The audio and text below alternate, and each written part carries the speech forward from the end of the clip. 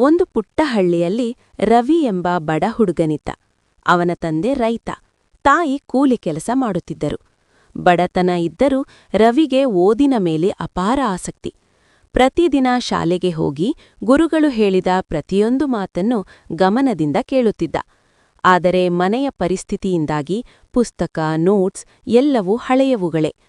ಒಂದು ದಿನ ಶಾಲೆಯಲ್ಲಿ ವಿಜ್ಞಾನ ಪ್ರದರ್ಶನ ನಡೆಯಲಿತ್ತು. ಎಲ್ಲಾ ಮಕ್ಕಳು ತಮ್ಮ ತಮ್ಮ ಮಾದರಿಗಳನ್ನು ತಂದು ತೋರಿಸುತ್ತಿದ್ದರು. ರವಿಗೆ ಹೊಸ ವಸ್ತುಗಳನ್ನು ಖರೀದಿಸುವಷ್ಟು ಹಣ ಇರಲಿಲ್ಲ. ಆದರೂ ಆತ ಹಳೆಯ ಡಬ್ಬಿ, ತಂತಿ, ಬ್ಯಾಟರಿ ಬಳಸಿ ಒಂದು ಚಿಕ್ಕ ವಿದ್ಯುತ್ ದೀಪದ ಮಾದರಿ ತಯಾರಿಸಿದ. ಇದು ಕೆಲಸ ಮಾಡುತ್ತದೆಯಾ ಎಂದು ಕೆಲವರು ಅವನನ್ನು ಹಾಸ್ಯ ಮಾಡಿದರು.